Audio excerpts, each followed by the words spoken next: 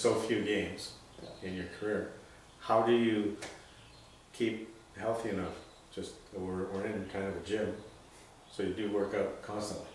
Yeah, that's your job. Your job. That's my job. Yeah. To stay healthy. Yeah, and I think learning what parts of your body, and that comes a little bit with experience, what you need to work on, what you need to keep healthy. You know, I've had a bunch of surgeries, so there's always even probably haven't had one on my shoulder for 5 years, but I'm continuously making sure that's strong. Just like everything else I believe in, is that you work on the weaknesses of your game, and I've worked on my skating and continue to at 37 here. You know, trying to get a little bit quicker, a little bit faster, or even though probably, who knows, maybe it's a fraction of a second, but I feel that'll help. And same with you know, in the weight room, if you've got some things, you know, I'm a big believer, if you can be honest with your game and realize what you need to work on, and then you put the work in. And same with, like I was saying, injuries. I'm always my shoulder. I did my ACL, so I want to make sure my knees is you know, always paying attention to that. And quickness is important to my game. I've always tried to train you know, as quick as I possibly can. Speed, quickness, strength. So stuff like that, and that's kind of, and even when you step on the ice, you think, what do I need to work on? You know, your shot or something to that effect. I'm always trying to tinker with different things. You know, that whole attitude, that philosophy of always trying to improve yourself and to make sure that you're sharp and you're strengthening your strong points, and you're trying to work on your weak point.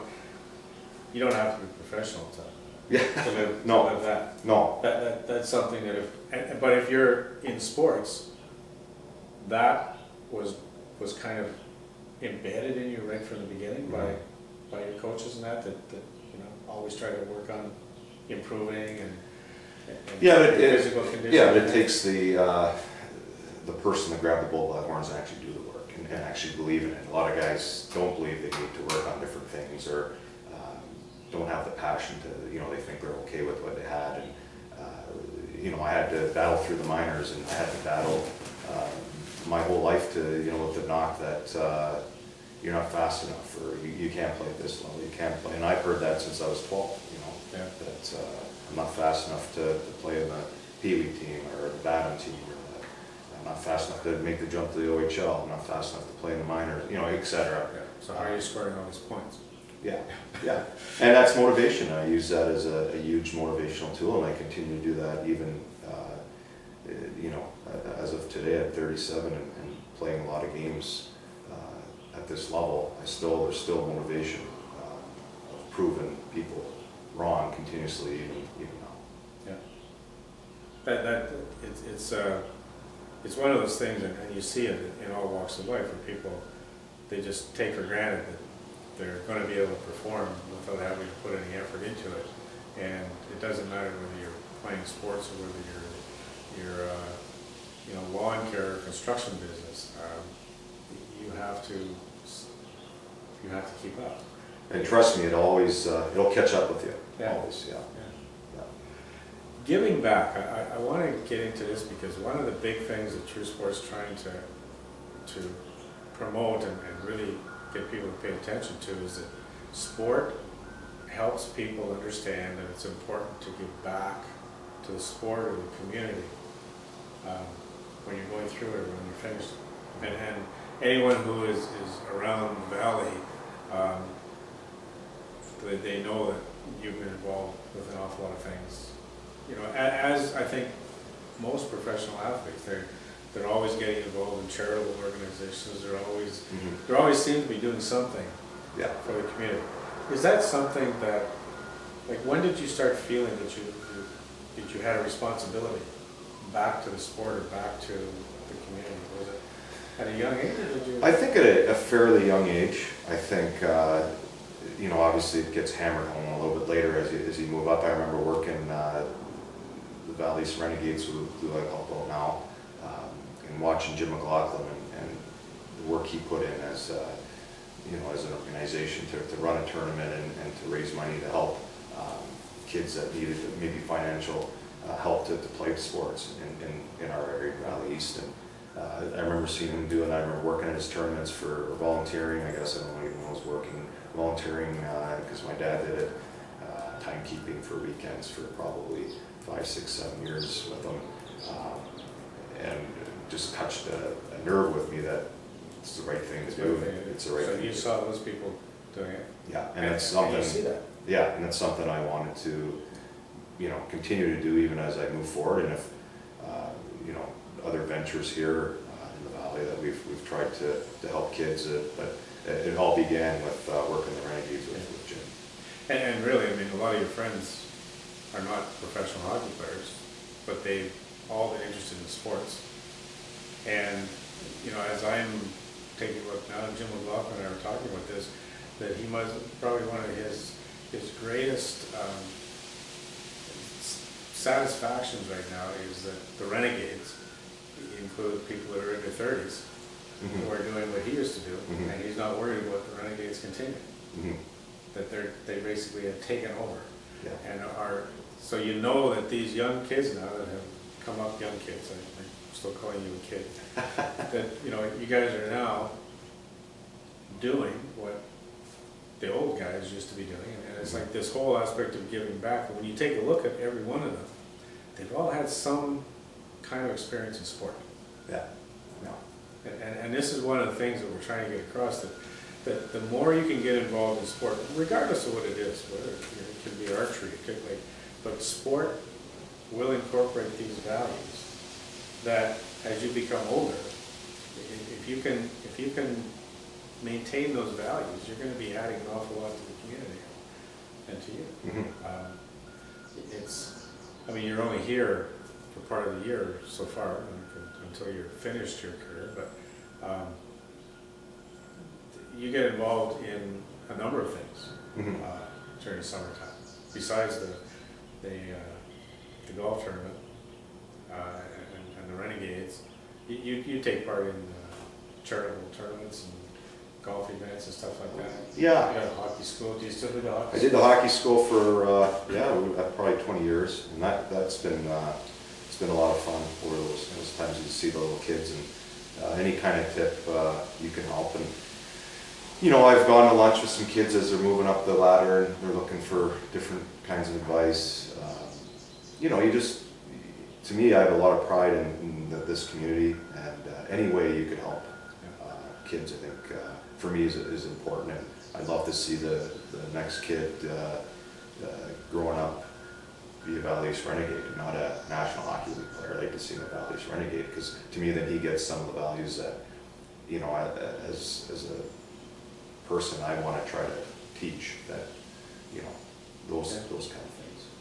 It's I guess one of the things that people have to remember is that not too many people are going to make it to the NHL.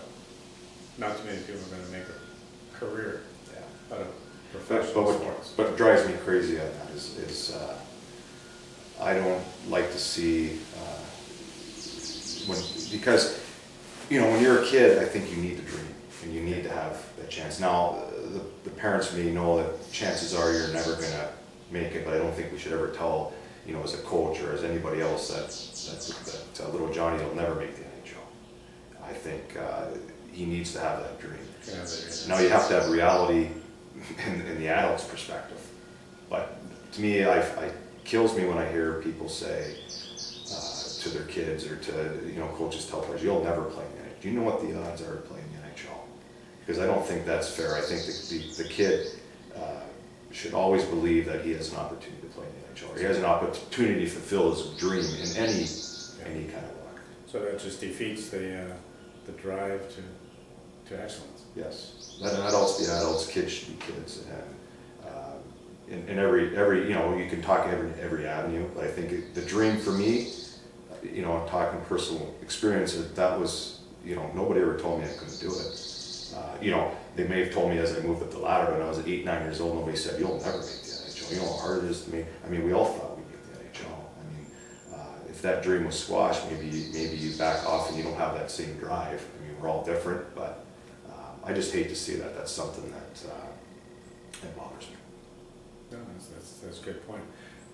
Are you aware of the fact that it doesn't matter where you are, that you are a role model and people are watching? Like when Andrew Brunette goes into the grocery store, it's not another guy valley. Yeah. That people are, that everything you do, you're almost in a glass bowl, and a lot of younger kids are looking up and watching what you do, and they're interpreting that as being okay.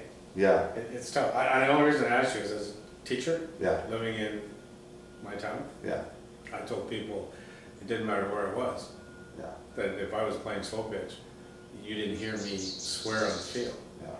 Yeah. Because it just wasn't, Yeah. it wasn't part of what I was supposed to do, and I didn't want anyone in See my that, class yeah. to see that and say, well, you know, he tells us these are important values, but he doesn't live them.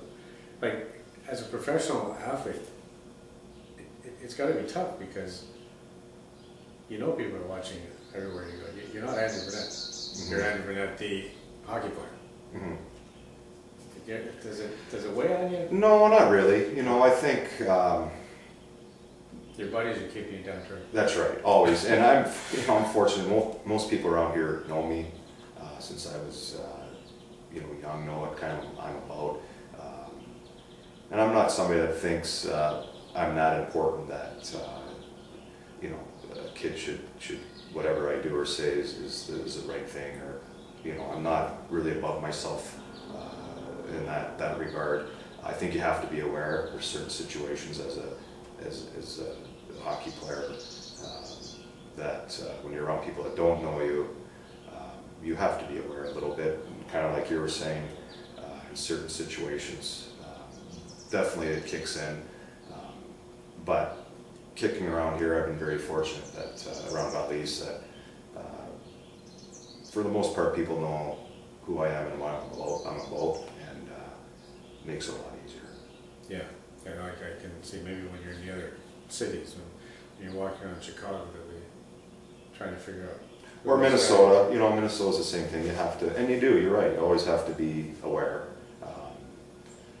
In times that you're not aware, you feel, you probably feel guilty about it. And if you're around good people, usually they defer the situation if something, or they remind you of the situation. Yeah. The game itself, hockey. What kind of future do you think it's got? I think it's got a great future. I think, it's always been great. I think with the post-lockout, the hockey are producing the stars that are starting to come and play now. At least at the professional level, where attendance has been very high the last few years. TV has kind of rebounded from the pre-lockout era. So as a business, I think it's doing very well. At the other levels, I'm not so sure. I'm not really hands-on. I don't know exactly where we're headed. I just haven't had enough hands-on knowledge to make a statement really on that. At the professional level, do players pay much attention to what's happening in minor hockey? Are you aware of? Yeah, I think we're all aware of our hometowns. Yeah. And we all have friends, and we all have relatives that are coaching. We got a nephew, we got a niece, we got buddies, friends that are all playing. So we're very aware of what goes on. We don't know. We're not in the rinks, obviously, enough to really have a great, clear perspective of what's going on. The kids today too have so many more things to choose besides playing sports. I can remember growing up, and I mean, even when you and my sons were growing up, there weren't an awful lot of options.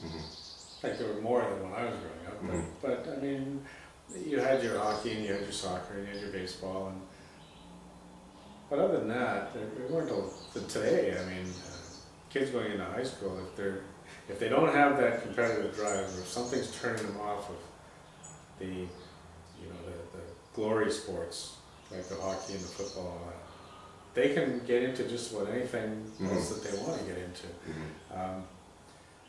And what we're trying to get across with True Sport is it doesn't really matter what sport you're playing. All those values we talk about, the fair play, sport should be open for everybody.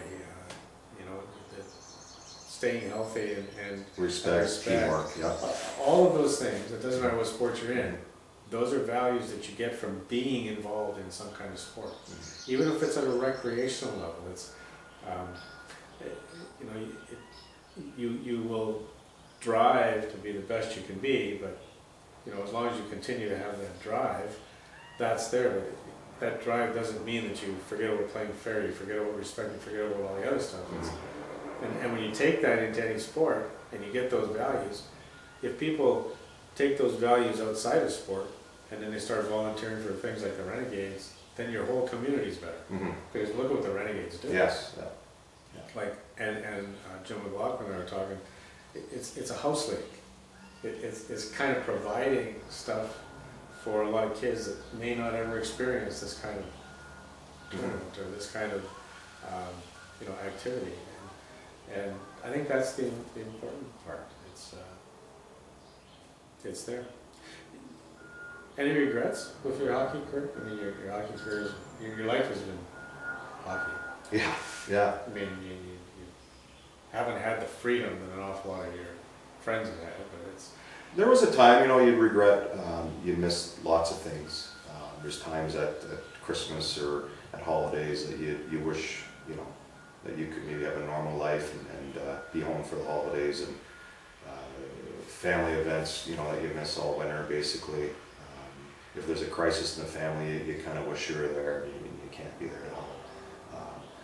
You know, there are, you know, certain regrets. You know, being away, basically from my younger brother, from, you know, 12, you know, on, I was kind of gone most of the time. So you miss that stage of his life, and there are some, but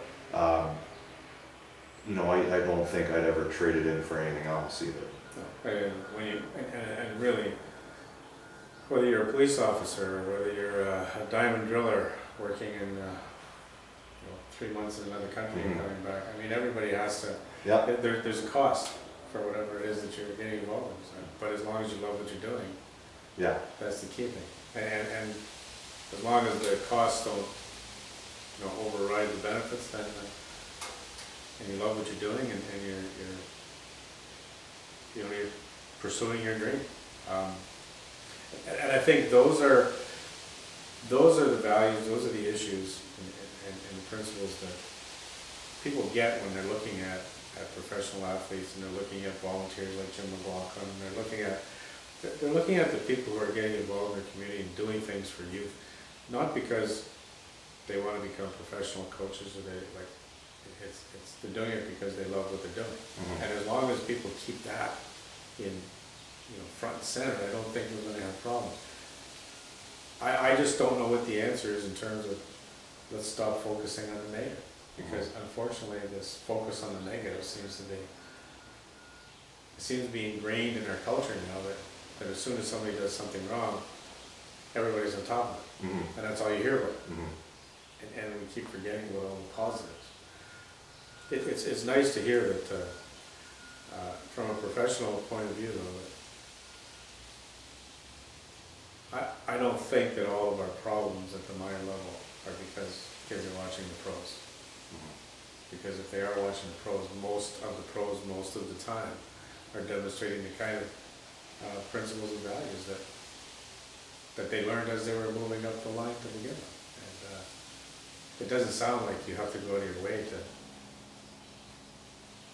to follow those principles. No, yeah, I agree. So, Andrew Brunette, Chicago Blackhawks. This time next year we'll interview you again and see if it's the second year or... Yeah, we'll see where we're going, yeah. A lot of good points here, and I think anyone who's going to be listening and watching this will get some food for thought, and thank you for the time. Anytime, Sean. Yeah. Thank you.